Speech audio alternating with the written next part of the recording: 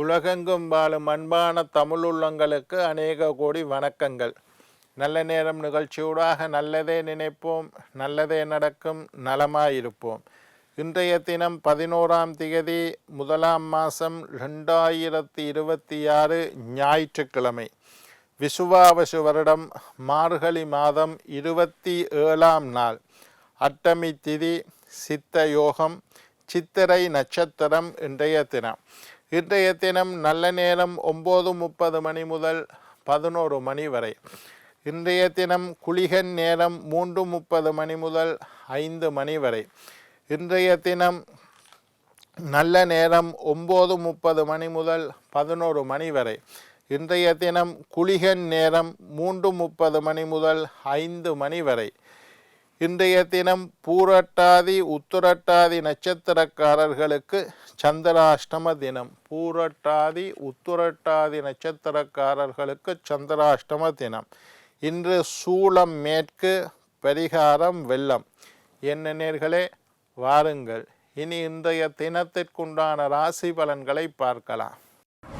மேஷம் விருத்தி, ரிஷபம் நலம், மிதுனம் ஓய்வு, கடகம் சிரமம், சிம்மம் லாபம், கன்னி நட்பு, துலாம் பக்தி, விருச்சிகம் நன்மை, தனுசு வெற்றி, மகரம் விருப்பம், கும்பம் சோர்வு, மீனம் போட்டி. ஆன்மீக தகவல் பகுதியில் தொடர்ந்து உங்களை சந்தித்து வருவதில் மட்டற்ற மகிழ்ச்சி அடைகின்றேன். ஒவ்வொரு நாளும் ஒவ்வொரு புதிய அற்புதமான ஆன்மீக தகவல்களை உங்களோட பகிர்ந்து கொண்டு இருக்கிறேன். அந்த வகையில் இன்றைய தினமும் சில நல்ல விஷயங்களை உங்களோட பகிர்ந்து கொள்ளலாம் என்று காத்திருக்கிறேன். எங்களுடைய நிகழ்ச்சிக்கு நீங்கள் தரக்கூடிய ஆதரவு என்னை மகிழ்ச்சி அடைய செய்கின்றது. எங்களுடைய நிகழ்ச்சி சம்பந்தமாக ஏதாவது சந்தேகங்கள் இருப்பின், ஆன்மீகம், ஜோதிடம், வாஸ்து சம்பந்தமாக ஏதாவது கேள்வி இருப்பின், சக்தி டிவி நல்ல நேரம் நிகழ்ச்சி தயாரிப்பாளர் கீழ்கண்ட முகவரிக்கு கடிதம் மூலம் என்னை தொடர்பு கொண்டால் தகுந்த கேள்விகளுக்குண்டான பதில்களை தொடர்ந்து வரக்கூடிய நிகழ்ச்சியில் தொகுத்து தர காத்திருக்கின்றேன். இன்றைக்கு என்னத்தை பற்றி பார்க்க போகிறோம்னா, ராசி பலன் 2026 பிறந்திருக்கக்கூடிய ஆங்கில புத்தாண்டு 2026 மேஷம் முதல் மீனம் வரையுள்ள 12 ராசிக்காரருக்கும் எப்படி இருக்கின்றது என்பதை பார்த்து கொண்டு இருக்கிறோம். அந்த வகையில் இன்றைய தினம் தனுசு ராசி அன்பர்களே, தனுசு ராசிக்காரர்களுக்கு இந்த 2026 எப்படி இருக்க போகின்றது என்பதை பார்க்க போகிறோம். தனுசு ராசி அன்பர்களே, தனுசு ராசிக்காரர்களை பொறுத்தவரையில் இந்த ஆண்டு பிறக்கிற காலத்தில் குரு பகவான் 7வது வீட்டில் யோகமான இடத்துல நல்ல இடத்துல இருக்கிறார். ஜூன் மாதத்துக்கு பிறகு அட்டமஸ்தானம் என்ற கூடாத இடத்துக்கு போகிறார்.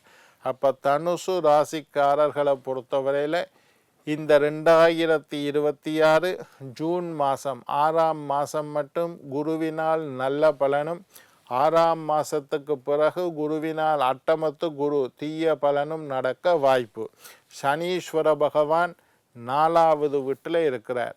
4வது வீட்டில் சனி இருந்தால் அர்த்தாஷ்டம சனி என்று சொல்லுவோம். அது அவ்வளவு நன்மை அல்ல.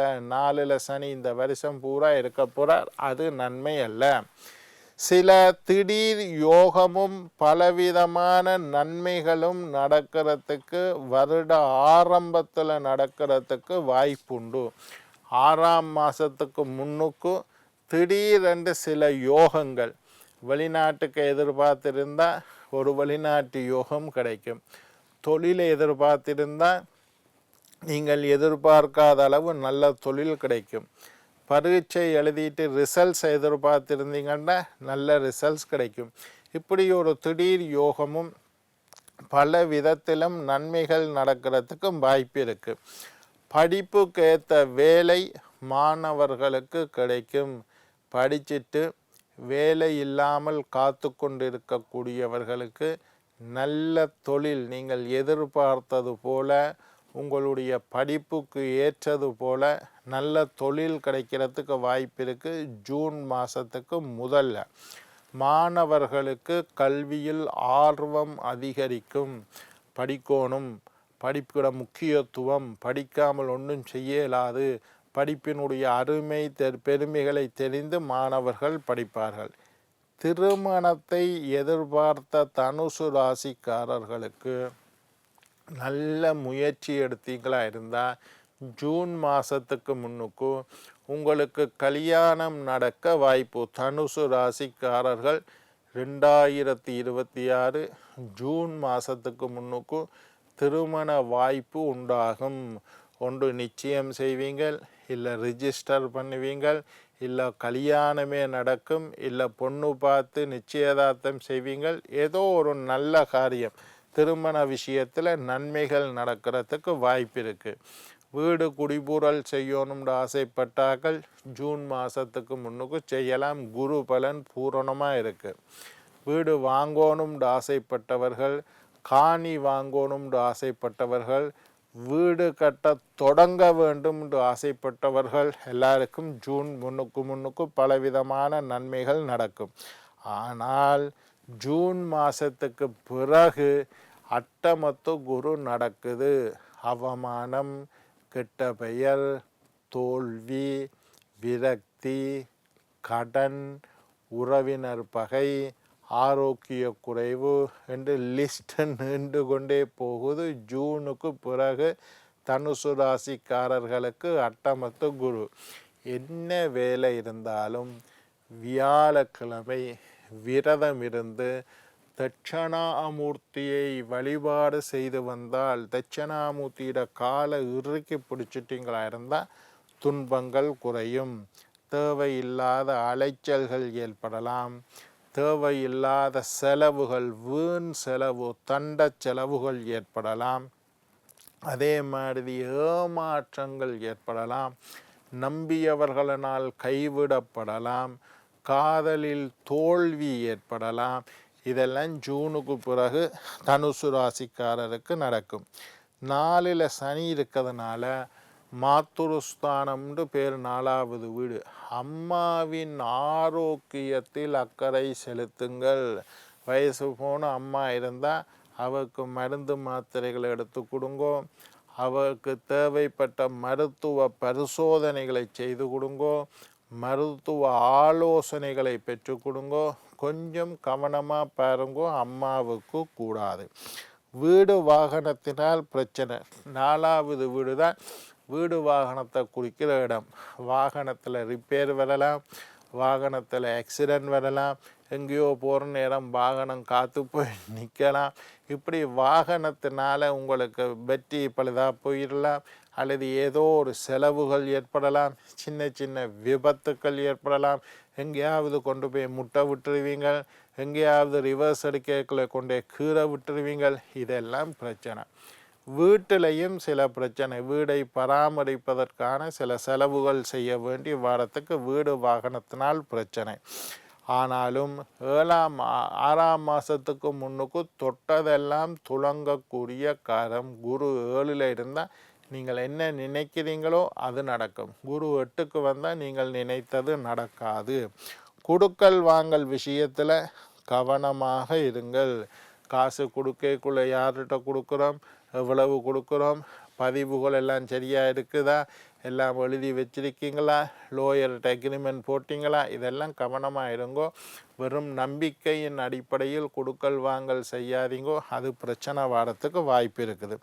தகப்பனோடு சில பிரச்சனைகள் ஏற்படலாம், அப்பாவோட சில வாக்குவாதங்கள் ஏற்பட வாய்ப்பு. தகப்பன் என்பது ஆயுள் பூராக உங்களை மனதில், தாய் 10 மாதம்தான் வயிற்றில் சுமப்பான், தகப்பன் ஆயுள் பூரா மனசில் சுமந்து உங்களை வளர்த்திருக்கின்றார். அதனால் தகப்பனை மதியுங்கோ, அவருடைய பேச்சை கேளுங்கள், அவர்களுக்கு மருந்து மாத்திரை எடுத்து கொடுங்கோ, அவர்களுக்குண்டான கௌரவத்தை குறைவில்லாமல் கொடுங்கள். தகப்பனுக்கு பிரச்சனை வாரத்துக்கு வாய்ப்பு இருக்குது.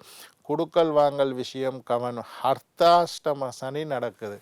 8ல் சனி இருந்தால் அட்டமத்து சனி, 8ல் பாதி 4ல் சனி இருந்தால் அர்த்தாஷ்டம சனி.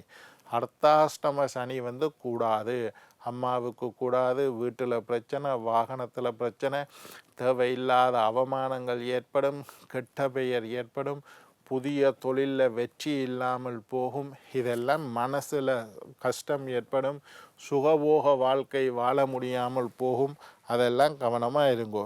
பிபி இருக்கிறவர்கள், சுகர் இருக்கிறார்கள், தைராய்டு இருக்கிறார்கள், எல்லாரும் கவனமாக. ப்ரெஷர் இருந்தால் ப்ரெஷர் கட்டுப்பாட்டுக்குள்ளே இருக்காது, சுகர் இருந்தால் சுகர் கட்டுப்பாட்டுக்குள்ளே இருக்காது, தைராய்டு இருந்தால் தைராய்டுனால பிரச்சனைகள், தொண்டை வீங்கும், கண்ணு வீங்கும், உடம்பு பெருக்கும், இல்லை உடம்பு மலியும். தைராய்டு எல்லாத்தையும் செய்யும், ஒரு மோசமான நோய் தைராய்டு. அந்த நோய்கள் எல்லாம் வாரத்துக்கு வாய்ப்பு இருக்குது. பண வரவு ஏதோ ஒரு விதத்தில் ஜூன் மாதத்துக்கு முன்னுக்கு காசு கையில் வரும், ஆனாலும் செலவுகள் இருக்கிறதுக்கு வாய்ப்பு இருக்குது. உடல் பயிற்சி அவசியமாக செய்யுங்கள். 4ல் சனி, 8ல் சனி, 7ல் சனி எல்லாம் வந்தால் அட்டமத்து சனி, அர்த்தாஷ்டம சனி, 7ல் சனி, இந்த வந்திருக்கக்கூடிய ராசிக்காரர்கள் 6 ராசிக்கு வரும். இதில் எல்லாரும் கண்டிப்பாக உடல் பயிற்சி செய்ய வேண்டும்.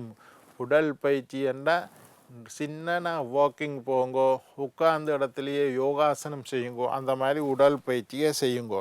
சில பிரச்சனைகள் ஏற்படும், மனசில் தடுமாற்றம் ஏற்படும், ஆனாலும் வீடு வாகன யோகம் இருக்கும், திருமண தடைகள் நீங்கும், எல்லாம் நல்லதும் நடக்கும். 65% தனுசு ராசிக்காரர்களுக்கு நன்மை அமையும். என்ன நேயர்களே, நாளை மற்றுமொரு ராசியுடன் உங்களை சந்திக்கும் வரை உங்களிடம் விடைபெறுவது உங்கள் ஜோதிட சித்தர் டாக்டர் ராஜராஜ குருக்கள்.